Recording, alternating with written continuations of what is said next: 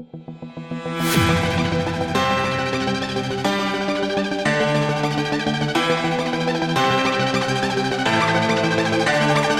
weight of 200 kg is suspended by vertical wire of length 600.5 centimetre. मतलब एक wire दी है, उसकी लेंथ दी है 600.5 सेंटीमीटर, उसके ऊपर एक वेट लगाया 200 kg का। ये जो मैंने आपको फिगर बताई है, देखो ये वायर, ये उसका एरिया ऑफ क्रॉस सेक्शन, ये पाई आर स्क्वायर, ये उसको सस्पेंड किया, मतलब लटकाया, मान लो रोप से लटकाया इसे, उसकी लेंथ यल है, नीचे ये फोर्स लगाया, फोर्स यानी वेट लगाया, वेट यानी ही एम जी, एम यानी मास, उसी को लोड बोलते हैं, जी यानी एक्सेलरेशन ड्यू टू ग्रेविटी, तो उसकी इंक्रीज इन लेंथ ये यल।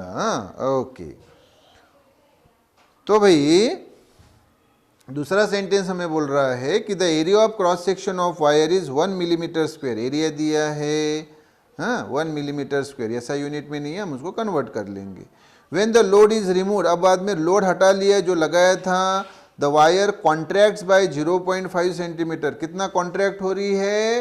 कॉन्ट्रैक्ट यानी वो वापस अपने ओरिजिनल इसमें आने की प्रयत्न करे, लेकिन वापस तो पूरी नहीं आएगी। हाँ, तो वो 0.5 सेंटीमीटर से कॉन्ट्रैक्ट हुई है। ओके, मतलब लेंथ इंक्रीज हुई थी ना, क्या हुई थी?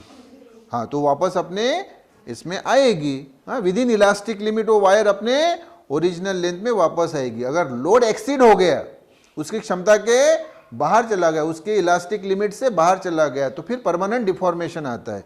तो अभी तो हमें वो परमानेंट डिफॉर्मेशन के बारे में बोला नहीं गया है। तो हाँ, the wire contracts by 0.5 centimetre. तो हमें बोला है the Young's modulus of the material of wire will B.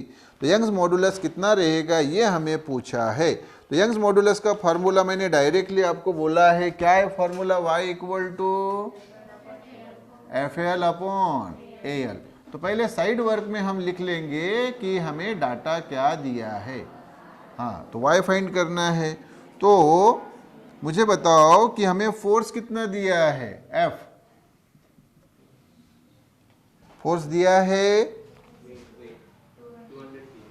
कितना दिया है?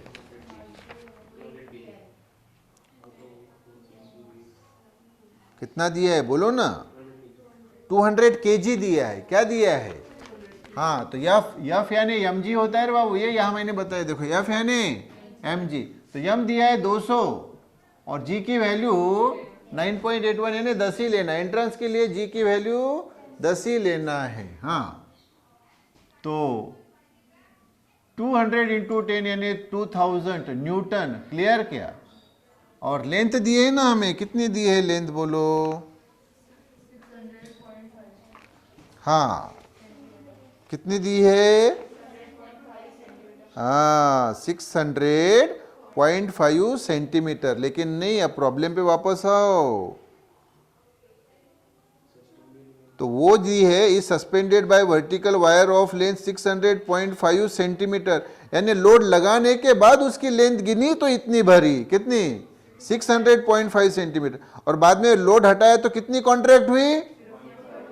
अरे ये देखो, ये लोड लगाया तो total length L plus small L होगी। तो ये दिए है L plus small L 600.5 centimetre, और बाद में ये लोड हटाया तो कॉन्ट्रैक्ट हुई 0.5 सेंटीमीटर से। इसका मतलब ओरिजिनल लेंथ जो है वो 600 सेंटीमीटर है सिर्फ। कितनी? 600 सेंटीमीटर। तो यल दी है 600 सेंटीमीटर। 600 सेंटीमीटर यानी 6 मीटर होगी रे बाबू। क्लियर क्या बोलो? कितनी मीटर हुई, जल्दी बोलो। हाँ, और स्मॉल यल यानी इंक्रीज इन लेंथ, जो कि वेट हटाने के बाद कॉन्ट्रैक्ट हो गई। लेकिन पहले तो लोड लगाया, वेट लगाया, फोर्स लगाया, तब तो इंक्रीज हुई ना। तो कितनी दी है? 0.5 सेंटीमीटर।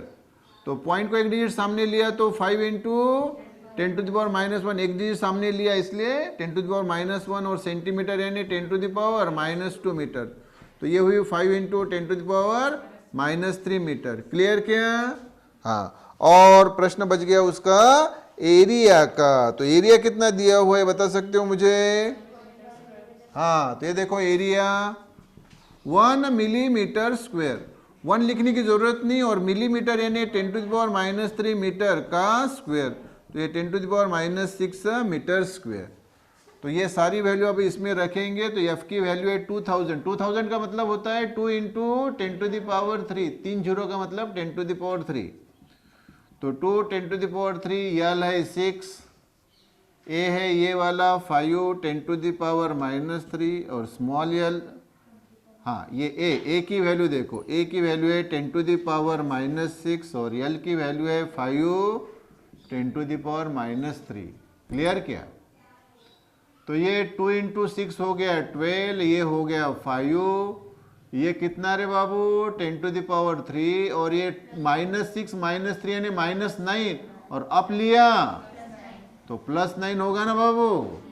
तो ये हो गए 10⁻12 और 12/5 सादा डिवीजन है, 12/5, 5 2 10, 2 बचे सामने जीरो इसलिए 0.5, 4 5, तो 2.4, हाँ वाई इतना यूनिट उसका न्यूटन पर मीटर स्क्वायर, यंग्स मॉडुलस का। क्लियर?